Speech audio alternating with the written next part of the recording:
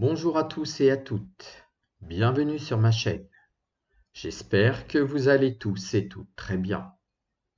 Dans ce podcast, je fais suite au dernier épisode que j'ai posté sur les enfants arc-en-ciel, comme je l'avais dit précédemment.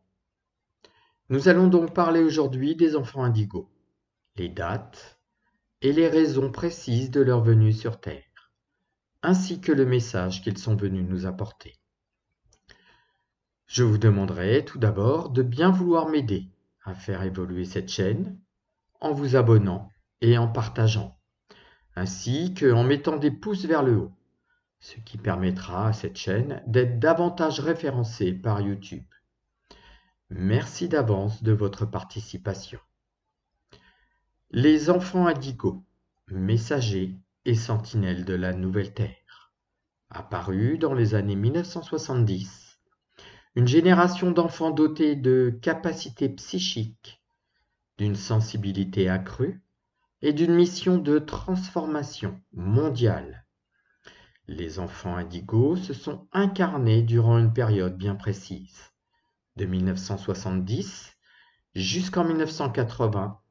Ces enfants sont venus ouvrir le chemin et les portes aux enfants cristal. L'étymologie. Le terme provient de la couleur bleu indigo, de leur aura, supposée perçue pour la première fois par la parapsychologue Nancy Ann Tape, Lee Carroll et John Tauber. Il les présente comme des systèmes de rupture venus faire évoluer la conscience humaine.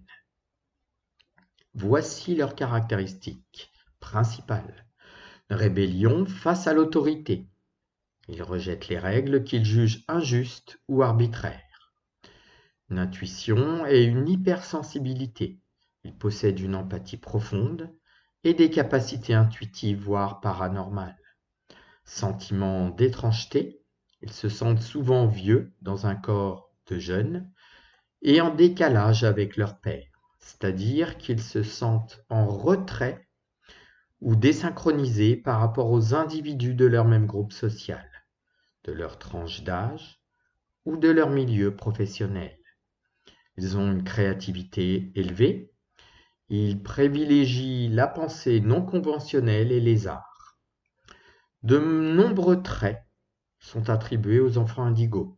L'agitation, inattention, haut potentiel, correspondant en réalité à des profils HPI, haut potentiel intellectuel, ou à des troubles comme le TDAH, trouble du déficit de l'attention, avec ou sans hyperactivité. Les enfants indigos se sont incarnés dans une période bien précise. Leur arrivée sur Terre n'a pas été des plus faciles. Dans un monde bloqué et inique depuis des milliers d'années, ils sont venus pour emmener l'humanité vers un monde plus juste. Ils sont venus pour être porteurs d'espoir et faire comprendre à l'humanité qu'un monde meilleur est possible, en ouvrant les portes et le chemin pour l'arrivée des enfants cristal.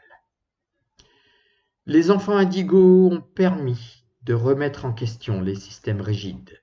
Les enfants indigos sont des enfants hypersensibles, atypiques ou très créatifs, dotés d'une forte intuition et d'une difficulté à se conformer aux normes. Ils sont venus bousculer les anciens schémas, éveiller les consciences et préparer une évolution plus harmonieuse de l'humanité. Les caractéristiques un petit peu plus précises des enfants indigos.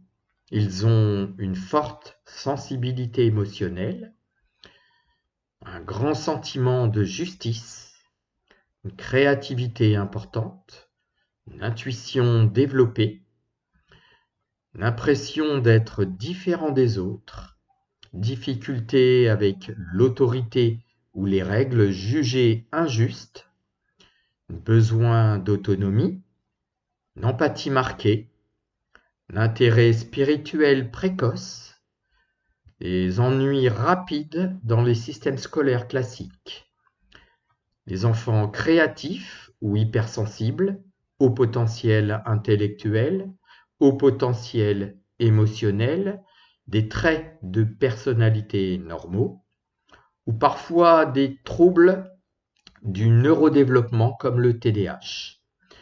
Leur aura est de couleur bleu indigo.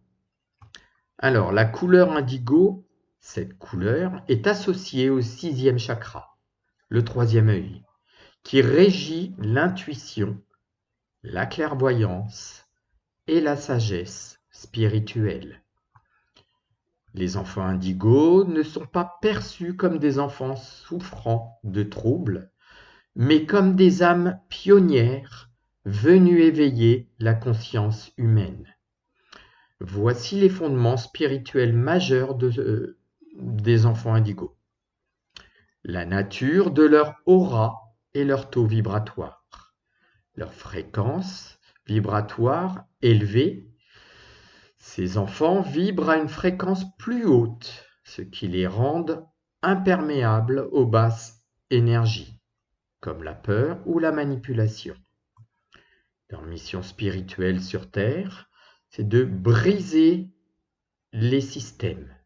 Leur rôle spirituel principal est de détruire les structures obsolètes, rigides ou corrompues de la société, gouvernement, éducation, religion traditionnelle.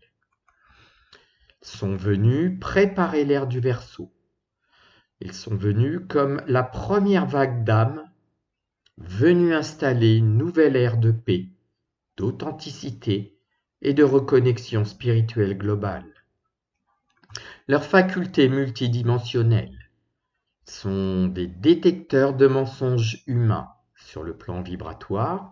Ils ressentent instantanément le manque de sincérité ou l'hypocrisie chez l'autre. Ils ont une capacité psychique innée. La littérature leur prête souvent des dons de télépathie, des souvenirs de vie antérieure très précis dès l'enfance, ou la capacité de communiquer avec le monde invisible, guide ou nature. La typologie spirituelle des indigos. Généralement, les indigos sont classés en 4 profils spirituels distincts. L'humaniste, destiné à travailler avec les masses, futur leader, politicien, bienveillant, enseignant. Le conceptuel, plus à l'aise avec les projets et la technologie qu'avec les humains, futur ingénieur, architecte de demain. L'artiste, ultra sensible, il exprime la nouvelle conscience à travers l'art, la musique ou la poésie. Et l'interdimensionnel, celui qui apporte les nouvelles philosophies et spiritualités, souvent perçues comme excentriques vis-à-vis des autres. Nous avons pu faire une description générale des enfants indigos, leur rôle, le but de leur venue sur Terre, la raison de leur incarnation.